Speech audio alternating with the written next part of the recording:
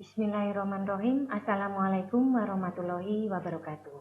Bertemu lagi dengan saya pada mata kuliah pemrograman web klien 1 untuk kelas TIS 19.2.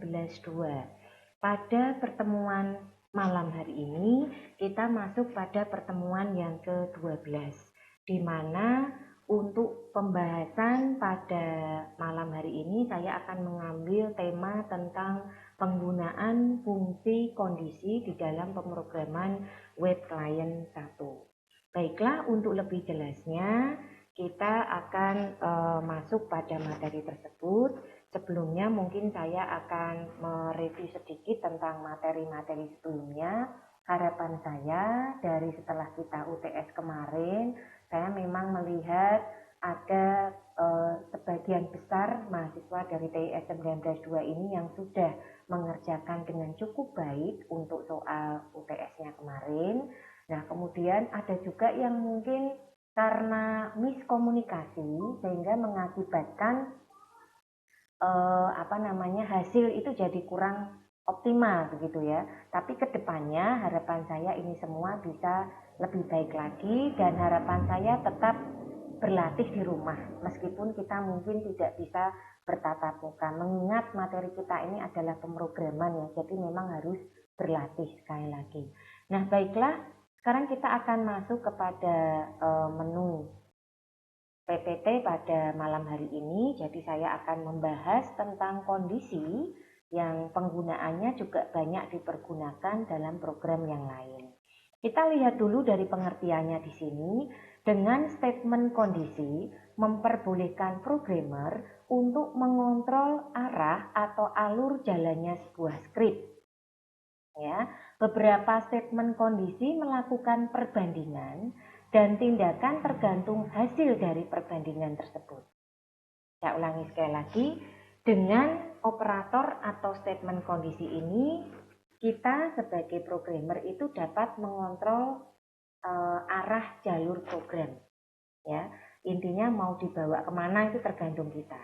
Nah, kemudian beberapa statement kondisi ini melakukan perbandingan. Ya, karena namanya kondisi tadi ya.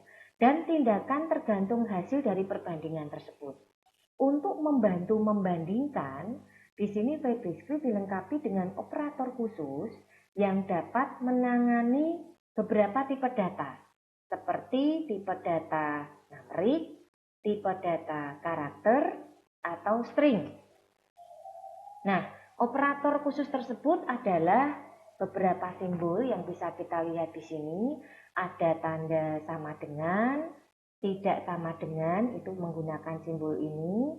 Kemudian lebih kecil, lebih besar, lebih kecil sama dengan, dan lebih besar sama dengan. Nah, berikutnya di sini statement pengambil keputusan if then.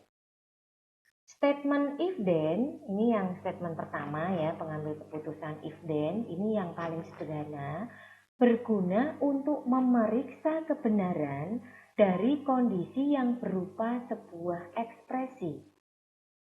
Dengan rumus, if condition is true, then statement.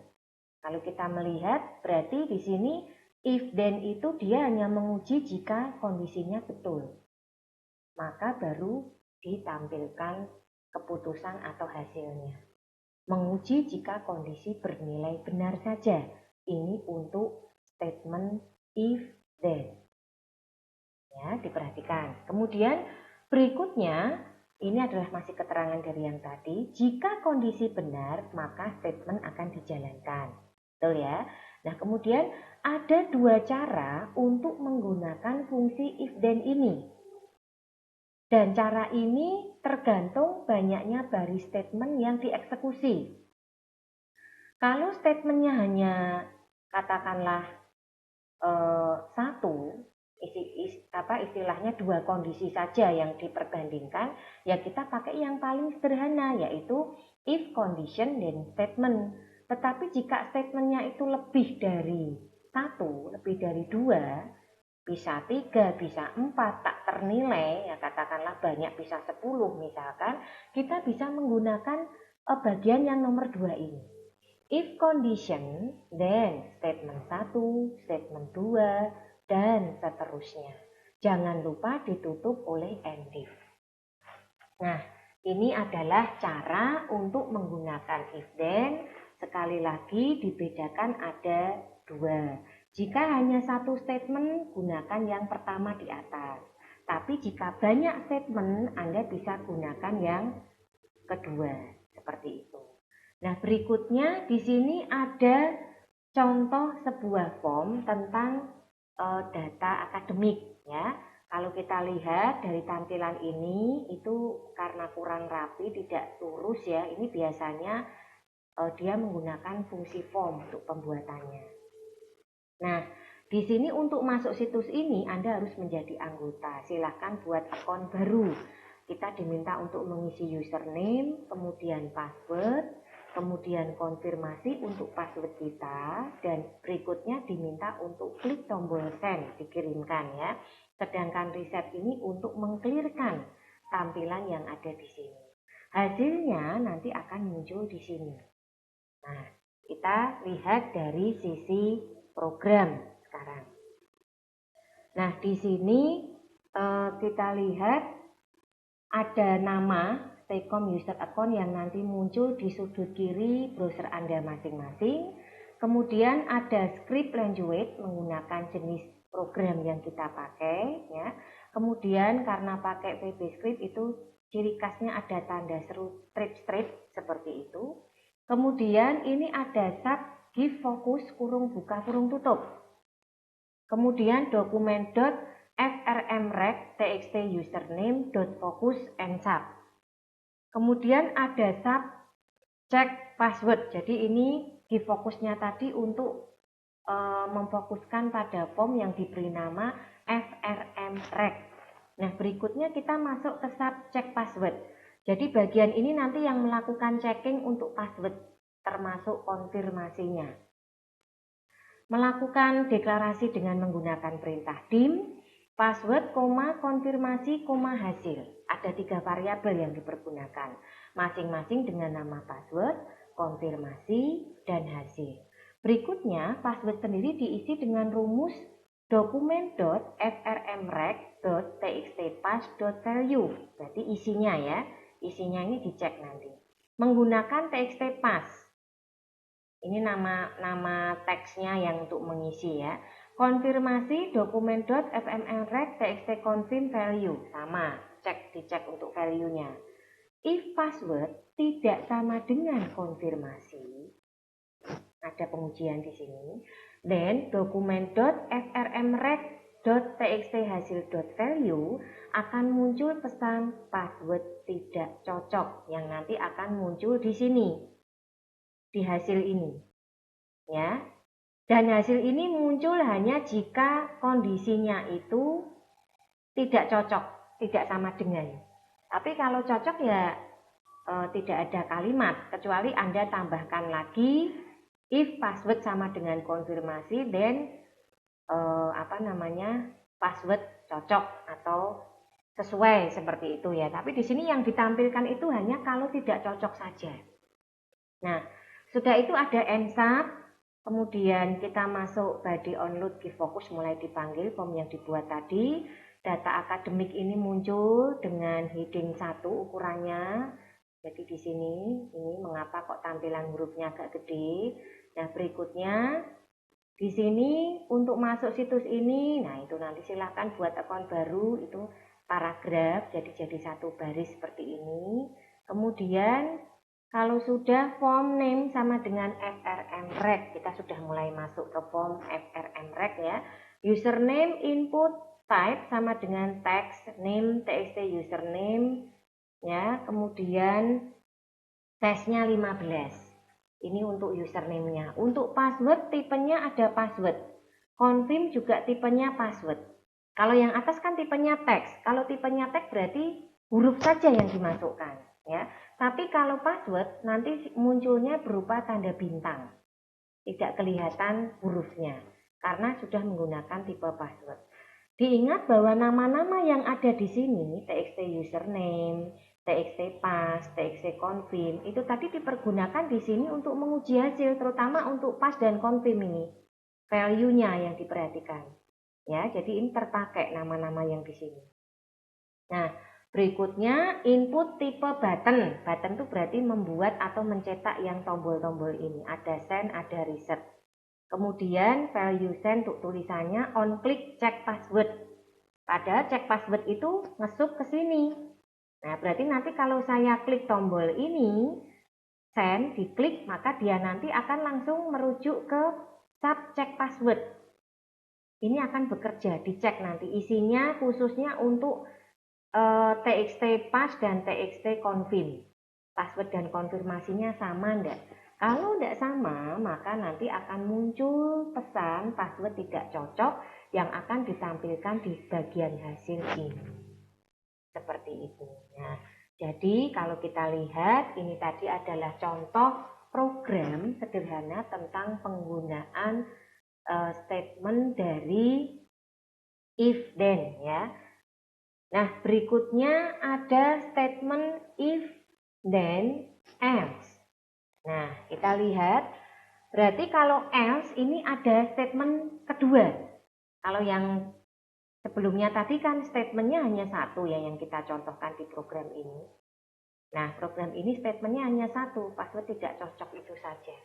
Tapi kalau Anda memiliki statement dua, ya, di mana jika kondisi benar itu dijalankan, jika kondisi salah maka juga statement itu akan tetap dijalankan. Ya, maka gunakan statement if then else dengan formula atau rumus sebagai berikut. If condition is true, then statement 1, else statement 2, and if. Nah, di sini seandainya menawarkan banyak pilihan sesuai dengan yang pertama tadi, maka kita bisa menggunakan rumus if condition 1 dan statement 1, else if condition 2 dan statement 2, else if condition n dan statement n, and if. Perhatikan else if di sini itu sambung, tidak ada spasinya. Hati-hati ketika menuliskannya, jangan sampai keliru ya. Nah, jadi ini contoh untuk kondisi yang lebih banyak. Ini begitu ya. Nah, kemudian di sini ada data nilai mahasiswa. Ya, ada data nilai mahasiswa, dicontohkan nilai ujiannya ini, ada proses, ada riset, nilai huruf, kemudian hasil. Nah, kalau kita lihat sekilas, karena titik duanya ini juga urut, ini menggunakan fungsi tabel. Ya. Nah, berikutnya programnya seperti ini. Yang membuat form di depan ini tadi, programnya seperti ini. Nah, kita lihat di sini, title itu contoh judul yang muncul pada browser sudut kiri Anda masing-masing ya, browser Anda masing-masing. Kemudian ini adalah nama programnya, kemudian sub key focus ya. Kemudian sub key fokusnya ini memanggil formnya diberi nama FRM nilai ya. Kemudian ada sub proses nilai kurung buka kurung tutup, di mana nilai diberikan rumus dokumen.frm nilai.txt nilai.value. Di sini ada pengujian. Kalau yang kita masukkan itu contoh yang ini, kondisinya itu banyak. Kalau yang contoh di depan tadi kan yang pilihannya hanya satu ya. Tapi kalau ini justru kita memberikan contoh yang kondisinya itu banyak. Nah, kembali ke sini, if nilai lebih besar sama dengan 90, then dokumen value-nya A. Jika lebih besar sama dengan 76, maka value-nya B. Jika lebih besar sama dengan 60, value-nya C. Jika lebih besar dari 40, value-nya D. Dan terakhir itu E. Berarti di luar ini semua. Ya. Nah, ternyata di bagian bawah ini ada juga pengujian untuk yang sifatnya hanya dua. Ini contohnya komplit ini, yang 2 dicontohkan, yang lebih dari 2 juga dicontohkan. Nah, yang ini if nilai lebih besar sama dengan 56, then value lulus, else value gagal. Tadi kan keterangannya jika memiliki 2 kondisi ya, itu istilahnya 2 statement tadi. Jika benar dijalankan, jika salah juga tetap dijalankan. Nah, makanya ketika kita lihat di sini, nilai ujian 65, misalkan kita entry, kita input. Terus klik tombol proses. Kita lihat untuk tombol proses, padahal ini akan langsung ini bentar, ini belum selesai tadi untuk programnya. Nah, yang bagian atas ini untuk membahas tentang fungsinya, fungsi kondisi yang dipergunakan. Berikutnya ini adalah bagian body yang dipergunakan untuk membuat tampilan form yang hasilnya jadi seperti ini, ya. Nah, di sini kita lihat formnya diberi nama FRM nilai, menggunakan tabel supaya rapi tampilannya, ya, karena ada kolom sama baris. Nah, kemudian ada nilai ujian, titik 2, input, berarti nanti nilai ujian itu di input, kita perhatikan di sini nanti di input ini. Ya. Nah, kemudian berikutnya ada button, ya, tipenya button, value-nya proses, on kliknya menuju ke proses nilai. Jadi kalau nanti kita klik proses, dia akan mengacu pada sub proses nilai. Padahal proses nilai itu di sini subnya. Dia akan langsung menguji apa yang tertulis di situ, ya. Jadi ketika kita memasukkan di sini, kita klik proses ini, maka kita akan langsung melihat hasil ini muncul karena sudah diuji dari program ini, sub proses nilai. Nah, berikutnya di sini reset itu untuk membersihkan layar ya, jadi biar tidak ada angka-angka lagi di dalamnya. Nah, kemudian berikutnya ada nilai huruf. Ya, kemudian ada hasil. Nah, kalau kita perhatikan sekali lagi dari ini tadi, nilai ujian kita masukkan 65, klik proses. Maka kita akan cek. 65 itu masuk dalam kategori di sini. Lebih besar sama dengan 60, maka dapatnya nilai C. Kita cek. Oke, C muncul di sini. Nah, selanjutnya belum selesai sampai di situ, ada pengujian lagi. Jika nilai lebih besar sama dengan 56, then lulus. Nah, tadi kan memasukkannya itu 65, berarti kan lebih besar ya di situ ya. Maka dia masuk kategori lulus. Nah, kira-kira seperti itu untuk tampilan yang muncul pada pembuatan form kali ini. Nah, mungkin kita perhatikan lagi di sini untuk pembuatan form yang sederhana ini mungkin nanti bisa diubah ya, katakanlah dimodifikasi ya, bisa dimodifikasi mungkin untuk sebuah form penjumlahan atau perkalian atau pembagian ya. Jadi bisa digunakan untuk itu.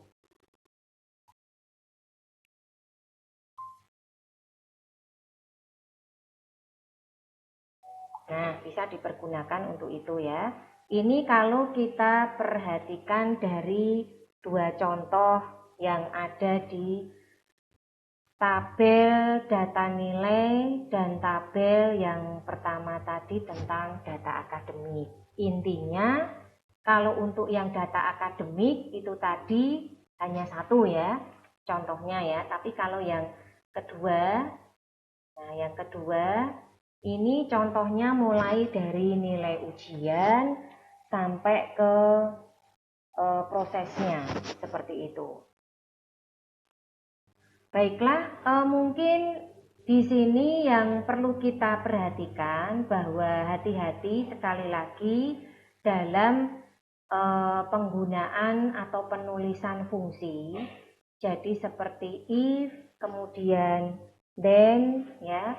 Kemudian ada if, else, kemudian ada if, else if, and if, seperti itu.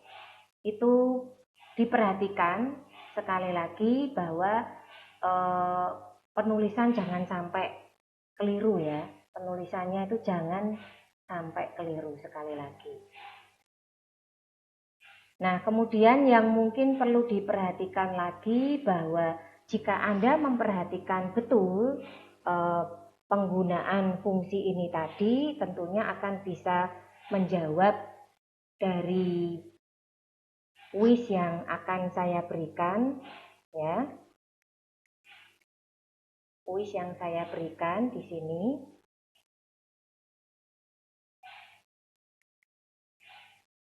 Jadi pada akhir pertemuan ini nanti akan ada kuis yang saya berikan kepada Anda.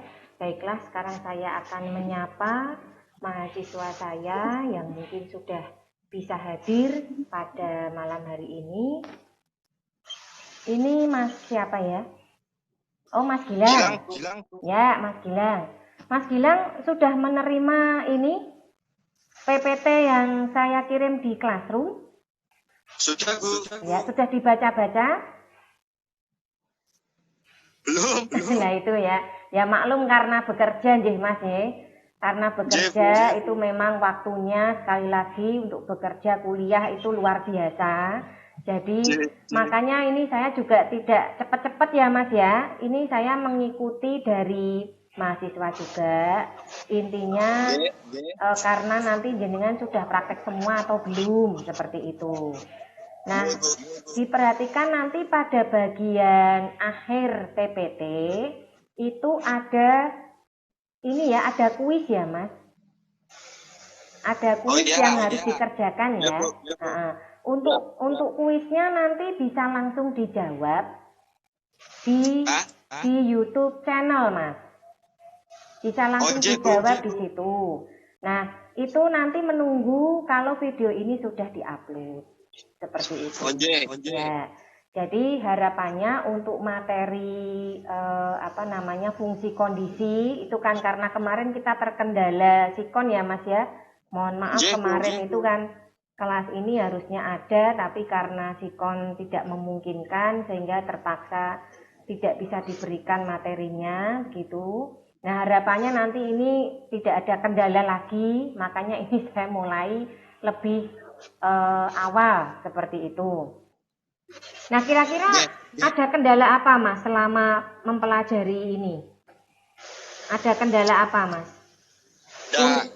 Sebenarnya tidak ada kendala, Bu. Okay. Maksudnya saya kalau saya tidak ada kendala sih. Oh gitu ya. Alhamdulillah kalau gitu. Paling cuma miskomunikasi aja ya Mas Gilang. Seandainya mungkin telat baca WA kayak gitu ya Mas ya. Maklum karena bekerja ya.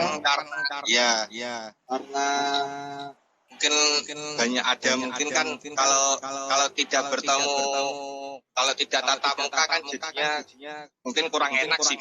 Iya seperti itu ya. Ya memang ini salah satu kekurangan dari kita melakukan kuliah online daring seperti ini Mas. Jadi memang lebih afdol kalau ketemu apalagi praktek nggih. Ya kalau untuk praktek ini kan kalau ketemu itu beda dengan kalau kita bicara seperti ini begitu ya. Anda hanya menerima worksheet, PPT, kemudian berlatih sendiri itu rasanya pasti lebih berat ya Mas ya. Benar Bu. Ya, untuk mungkin kalau saya tidak terlalu teman-teman yang baru tahu informatika dalam kan mungkin agak kesusahan. Ya, kira-kira seperti itu. Baik, terima kasih sekali Mas Gilang untuk atensinya pada kelas kali ini. Mungkin kita bisa lanjutkan lagi. Jangan lupa nanti dilihat kuisnya, disiapkan jawabannya. Seperti itu, nggih? Oke, kira-kira itu sudah saya baca dan insya Allah saya bisa jawab. Saya siapkan. Terima kasih Mas Gilang sekali lagi. Terima kasih Maya. Baik, untuk berikutnya kita perhatikan dari sisi ini ya, kuis ya. Jadi kita akan melihat untuk kuis yang saya berikan untuk kelas malam ini, itu ada 5 pertanyaan. Yang pertama, sebutkan operator yang digunakan dalam statement kondisi. Seandainya tadi Anda sudah melihat video ini dari awal sampai akhir, itu akan bisa menjawab. Ya, saya menyampaikan materi di situ. Kemudian yang kedua, sebutkan fungsi dari statement if then. Nah, dilihat lagi dari PPT ataupun penjelasan saya. Kemudian, sebutkan sintaks dari fungsi if then else. Dan yang keempat, sebutkan sintaks dari if then lebih dari satu statement. Nah, ini diperhatikan nih. Lebih dari satu statement, jangan sampai keliru. Dan yang terakhir, jelaskan pengertian dari statement kondisi. Saya kira kuis ini juga cukup mudah, harapannya semua mahasiswa bisa mengerjakan, tidak ada kendala. Kira-kira itu saja yang bisa saya berikan untuk malam hari ini. Jangan lupa berlatih, jangan lupa dijawab kuisnya ya, supaya saya bisa memahami sampai di mana pemahaman Anda terhadap materi yang saya berikan. Dan mohon maaf jika dalam pelaksanaan perkuliahan ini ada hal yang kurang berkenan. Sekali lagi, wassalamualaikum warahmatullahi wabarakatuh.